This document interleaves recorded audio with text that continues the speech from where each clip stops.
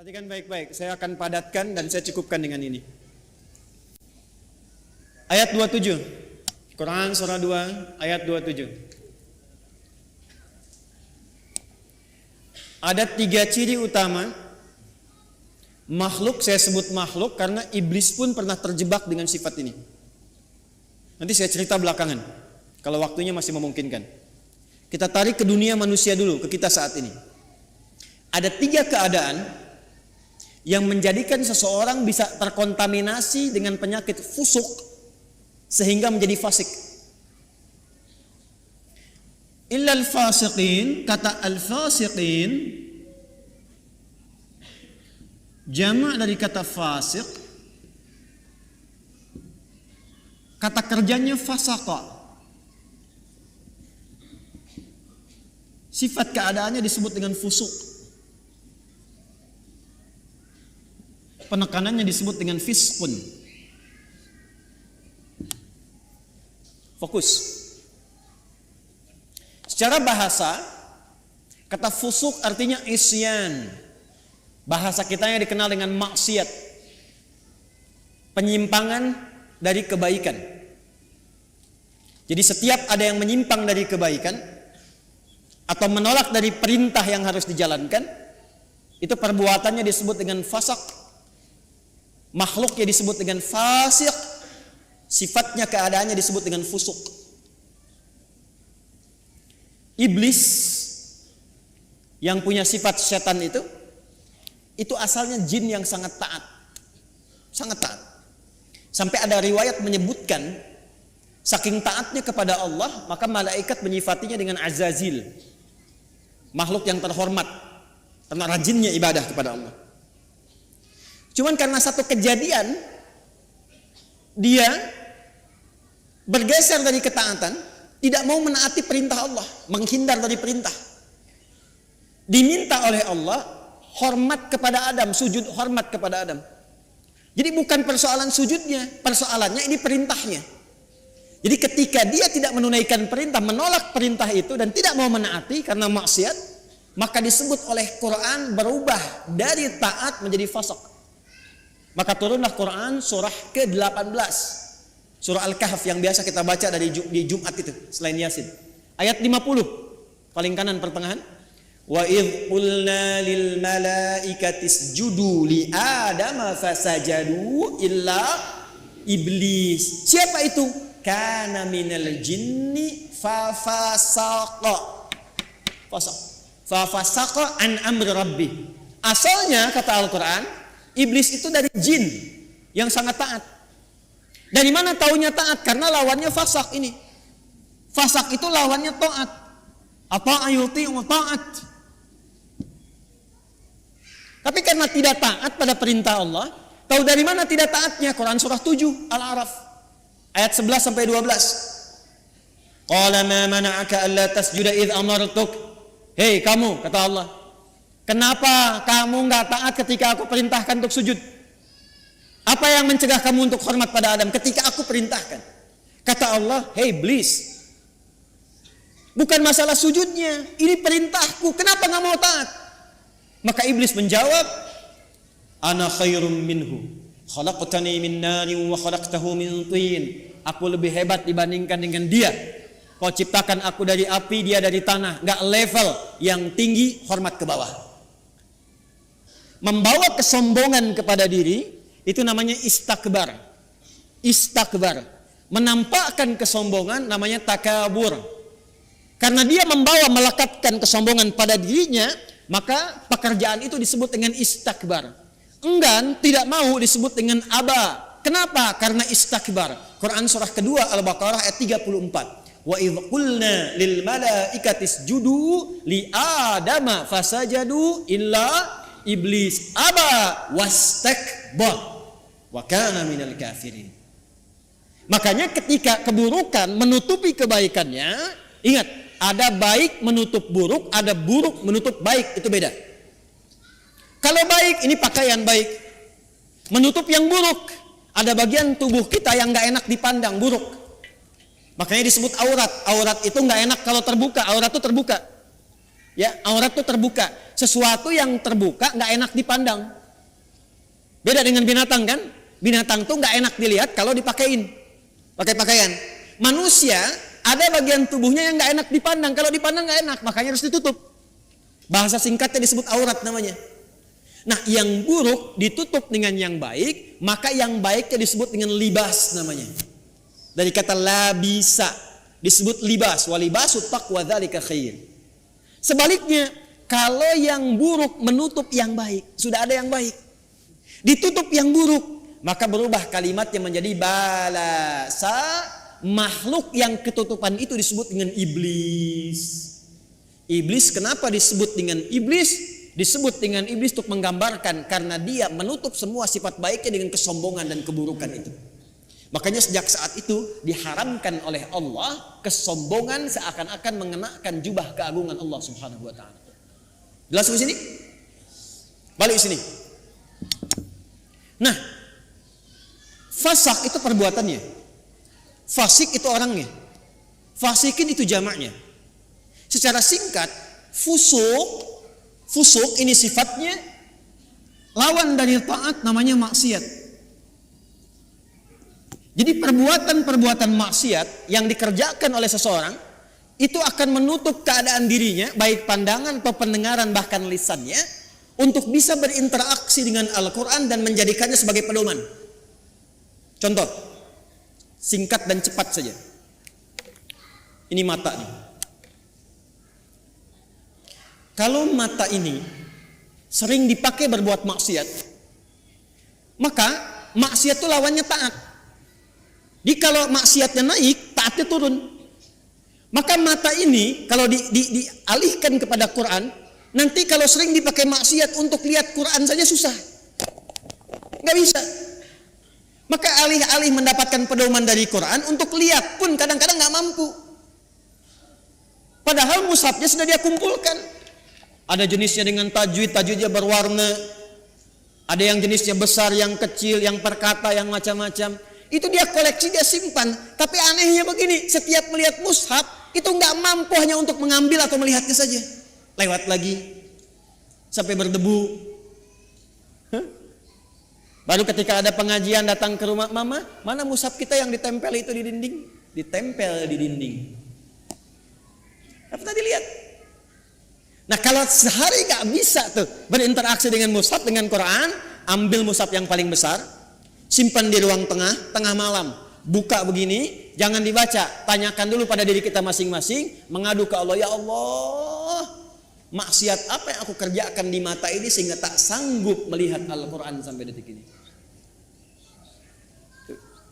Telinga, Anda dengar ngaji, dari masjid dengar ada tahrim, anak-anak dengar bacaan Quran, ada pengajian-pengajian, tapi telinganya nggak sanggup dengar.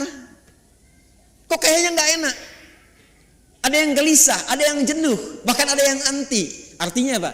Telinga ini seringkali digunakan untuk mendengar yang salah, maksiat. Quran surah ke-6 misalnya ayat 25, wa fi adhanihim waqra, di telinganya ada sumbatan. Telinganya ada sumbatan. Nah, ada 3 perbuatan besar dari maksiat ini yang kalau dikerjakan itu, dan kita berlindung pada Allah dari 3 perbuatan ini, kalau dikerjakan itu maka secara otomatis dia akan mempengaruhi pelakunya langsung mendapatkan sifat fusuk dan berpotensi menjadi fasik sehingga tak mampu mendapatkan pedoman-pedoman dan petunjuk dalam Al-Quran. Secara cepat, apa saja perbuatannya untuk kita tinggalkan dan kita jauhi? 1. Alladzina yanquduna 'ahdallahi min ba'di mitsaqih. Perhatikan baik-baik. Yang pertama, penyakit ini berpotensi menyerang semua kalangan karena itu menggunakan kata alladzina. Disebutkan sebanyak 1080 kali dalam Al-Quran, mencakup semua tanpa kecuali. Laki-laki, perempuan, besar, kecil, tua, muda, dan seterusnya. Yang pertama, alladzina yanquduna 'ahdallahi min ba'di mitsaqih.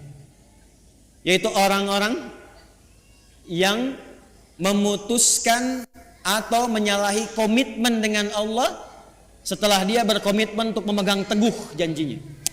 menyalahi komitmen dengan Allah. Komitmen dengan Allah.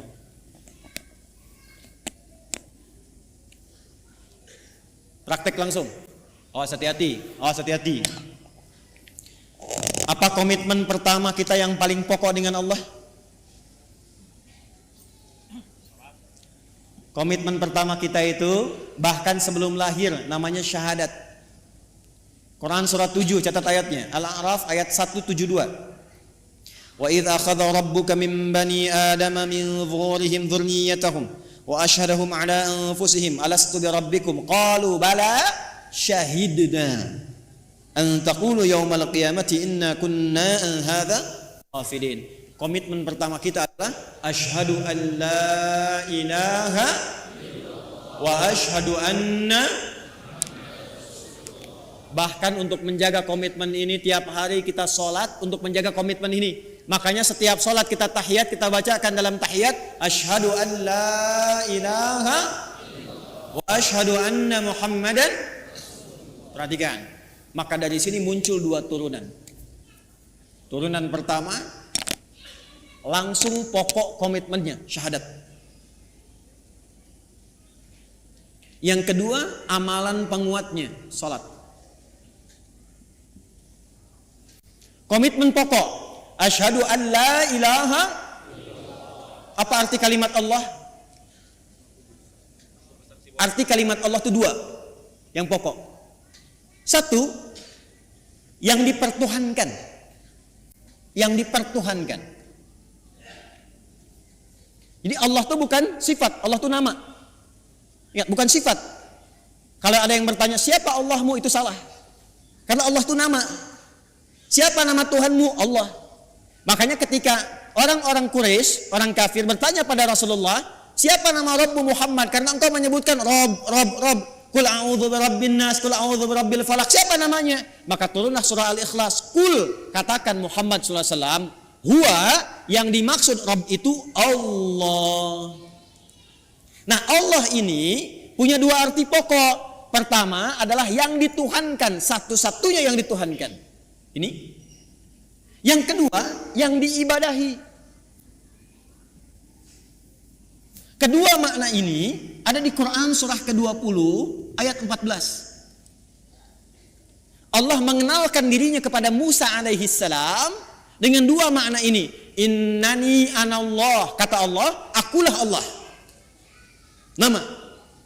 Apa artinya Allah? La ilaha illa ana, la ilaha illa. La menolak. Ilaha yang dipertuhankan, illa menetapkan. La-nya nafi, illa-nya isbat. La ilaha, tidak ada satupun yang dipertuhankan. Illa, kecuali, kata Allah, ana, Allah. Kecuali saya, kata Allah. Maka kalau sudah mengatakan Tuhan saya Allah, Anda mengatakan asyhadu alla ilaha illallah, maka komitmennya jangan pernah menuhankan selain Allah. Paham? Saya ulang, jangan pernah menuhankan selain siapa?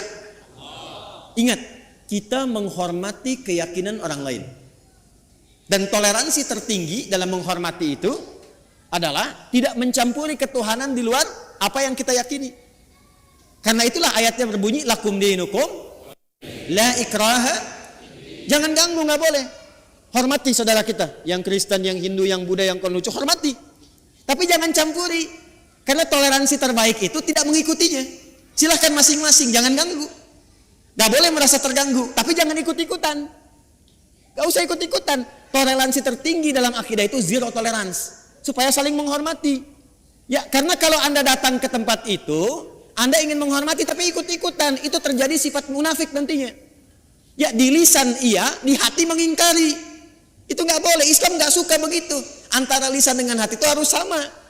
Ya, jangan sampai, mohon maaf, ya, lisannya berkata, ya ikuti senyum, tapi hatinya mengingkari.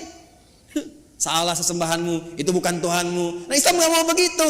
Hormati orang lain, silahkan yakini apa yang Anda yakini. Kalau pengen tahu tentang Islam kami ajarkan, ya, tapi jangan ikut-ikutan dan tidak boleh mengganggu. Itu yang paling indah. Lakum dinukum Karena itu kalau sudah la ilaha il, asyhadu an la ilaha il, maka tidak boleh mengatakan kalimat ini. Camkan ini. Tuh.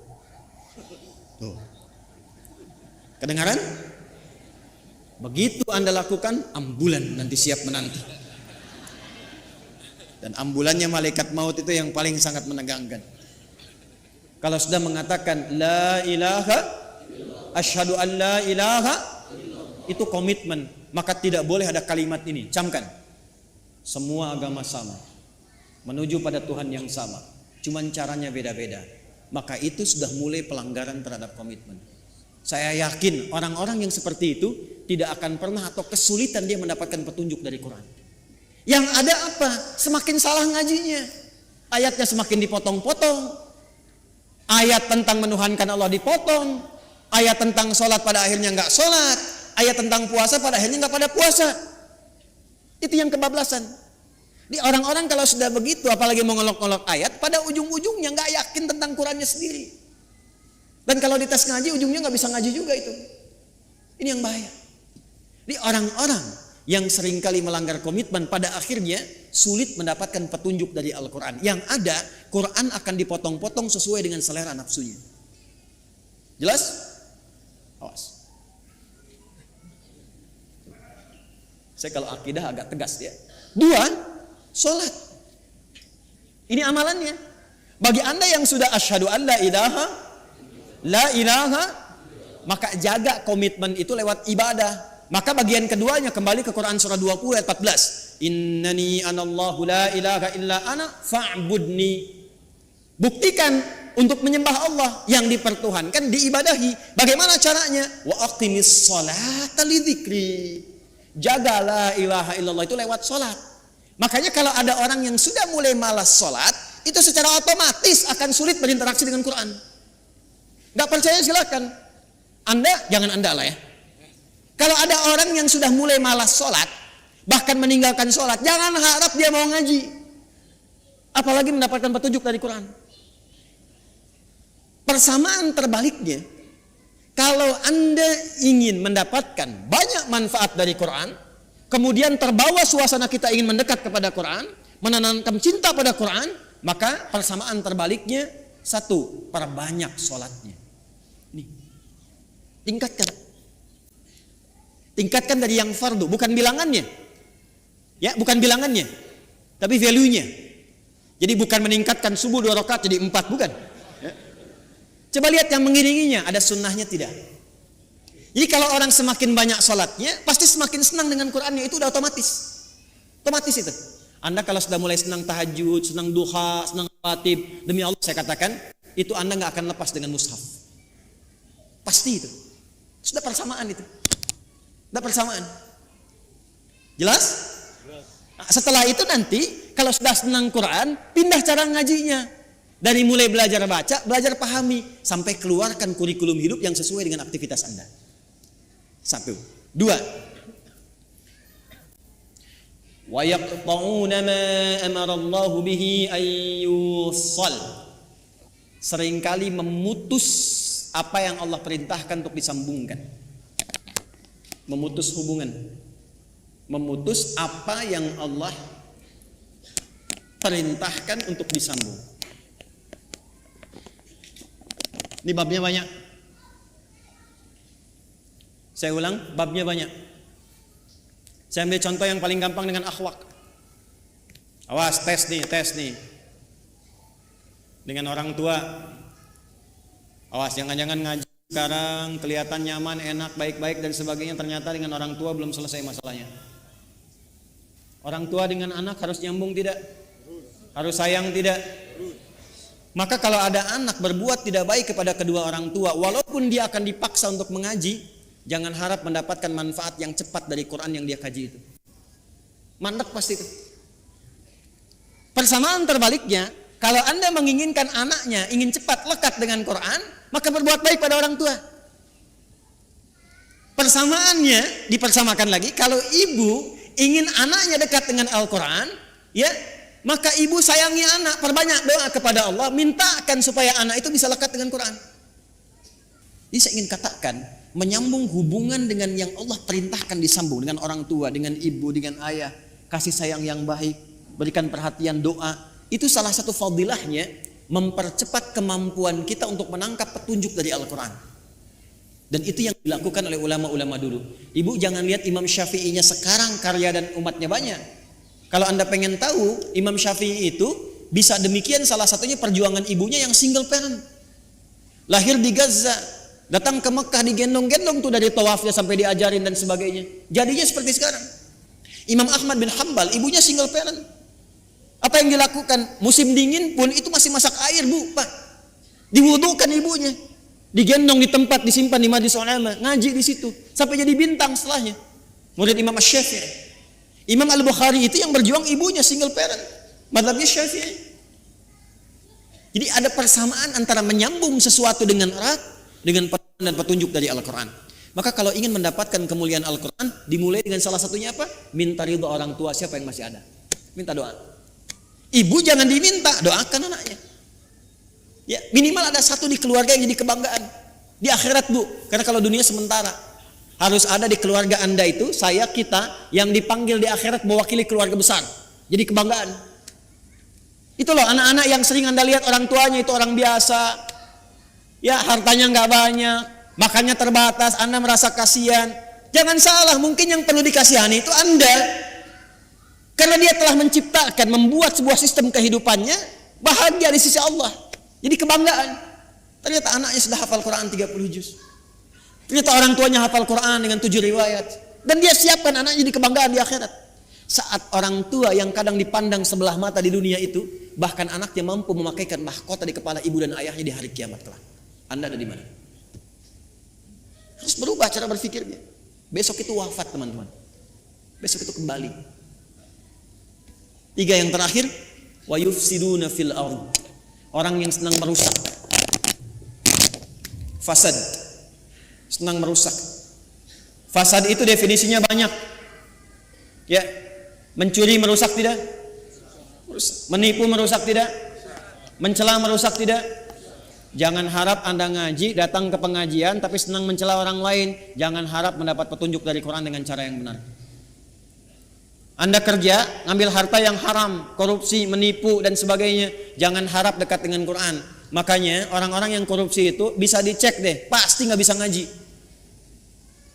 Walaupun asalnya bisa ngaji, jauh dari Quran pada akhirnya. Saya di Libya pernah satu majlis dengan salah satu tokoh yang diagungkan oleh kalangan liberal, namanya Jamal Al-Banna. Jamal Al-Banna ini dulunya itu salah satu yang sangat concern dalam hadis, hafal Quran. Tapi satu kali terjadi perubahan dalam hidupnya. Singkatnya, dia keluar ke barat. Di barat berubah pandangannya, punya interaksi yang salah, yang keliru, maka pikirannya berubah menjadi liberal. Satu kali ke Libya, ke Tripoli, jadi kami itu punya pelajaran, salah satunya Al-Istishraq wa Tansir, gerakan-gerakan orientalis, tokohnya siapa aja. Dahsyatnya kurikulum di sana, kalau sudah belajar nanti tokohnya diundang kalau masih hidup. Jadi kita berdialog, tahu pemikirannya bagaimana. Secara singkat, masih ada videonya sampai sekarang. Gambarnya, fotonya saya masih ada. Itu begitu datang, kita duduk sama menyimak. Itu membaca yang paling ringan dalam Al-Quran yang jadi favorit Anda sekalian. Kan ada 3 surat paling favorit di muka bumi untuk setiap muslim saat ini. 3 qul terakhir kan? Ya, qul huwallah, qul a'udzu birabbil falaq, qul a'udzu birabbin. Itu baca Al-Ikhlas, qul huwallahu ahad, tertukar-tukar enggak selesai-selesai. Qul huwallahu ahad, Allahus lam yalid wa lam yakul huwallahu ahad, sampai istighfar para mufti yang ada pada saat itu. Astagfirullah, astagfirullah. Anda bisa bayangkan. Apa? Karena Quran yang baik tidak akan bercampur dengan yang kotor. Jadi kalau sudah mendapatkan dengan cara yang kotor, harta yang kotor, pikiran yang tidak baik, gak akan pernah Quran jadi petunjuk dalam hidupnya. Ini. Maka kalau ingin jadi ahli Quran, jangan merusak. Anda mahasiswa jangan nyontek. Jadi mahasiswa yang jujur. Bekerja yang benar, belajar yang benar. Masuk kelas disiplin. Nanti kalau Anda udah jadi ahli Quran, Anda akan menikmati bagaimana Anda menuntut ilmu. Jadi senang belajar itu, nikmat, nyaman. Ya, dan potensi Anda akan muncul, menapak ke bumi, terhubung dengan Allah dengan sangat kuat. Energi potensial begitu kan? EP sama dengan M dikali G kali H kan? Energi potensial sama dengan M dikali G kali H, gitu kan? Massa kalikan gravitasi kalikan ketinggian. Anggaplah ini Anda, gravitasinya menapak bumi dengan aktivitas Anda, H-nya height tersambung ke atas. Walaupun ini adalah mengambang yang tidak menempel, tapi potensinya ada di situ. Kalau Anda mampu memijak bumi dan menyambungkan diri Anda kepada Allah dengan kuat, maka semua potensi yang ada pada diri Anda akan keluar. Tinggal Anda rubah itu menjadi kinetik. EK sama dengan setengah M dikalikan V kuadrat. M kalikan V kuadrat. Usaha Anda nggak akan banyak lagi, cukup setengah tapi percepatannya banyak. Kalau Anda ingin rubah jadi pekerjaan dan beraktivitas, gabungkan potensial dengan kinetik, maka dia menjadi energi mekanik. IM sama dengan EP dikalikan EK. Anda fisika belajar nggak sih? Mana yang ITB jurusan fisika? Betul nggak ini? Hah? Betul nggak? Betul kan? Tapi nanti energi itu juga bisa berubah. Mesti ada daya, mesti ada kekuatan, mesti ada waktu. Makanya rumus energi nanti berubah kan ketika masuk ke energi listrik. Ya kan? W sama dengan apa rumusnya? P dikalikan T kan? Ini dayanya, kekuatan, ikhtiarnya, waktunya terbatas. Jadi Anda mengeluarkan energi itu, ya itu terbatas waktunya sampai ajalnya tiba. Quran surah 7 ayat 34. Maka manfaatkan waktu sebaik-baiknya, tanamkan jarak dengan kuat, atur kecepatan dan manfaatkan waktu dengan baik. Maka muncullah rumus jarak S sama dengan V dikalikan T. Halo? Saya senang fisika itu. Saya masih senang belajar baca sekarang. Kalau waktu-waktu senggang saya ke toko buku, yang saya beli itu fisika, kimia, modul-modul sekolah gitu. Saya pelajari lagi, saya lihat-lihat. Kenapa? Karena Allah mendesain alam semesta ini untuk bisa dibaca dan dikaji, dan pusat kajian itu dasarnya berupa pengetahuan. Allah menetapkan nih, kan fisika itu membaca alam kan? Bagaimana matahari berputar, berotasi, bumi demikian, interaksi awan dan sebagainya sampai di bumi, di laut dan seterusnya. Maka Allah berfirman, inna fi khalqis samawati wal waqtilafil laili wan nahar la ayatil ulul albab. Itu melihat, meriset, menghitung, maka memunculkan ilmu.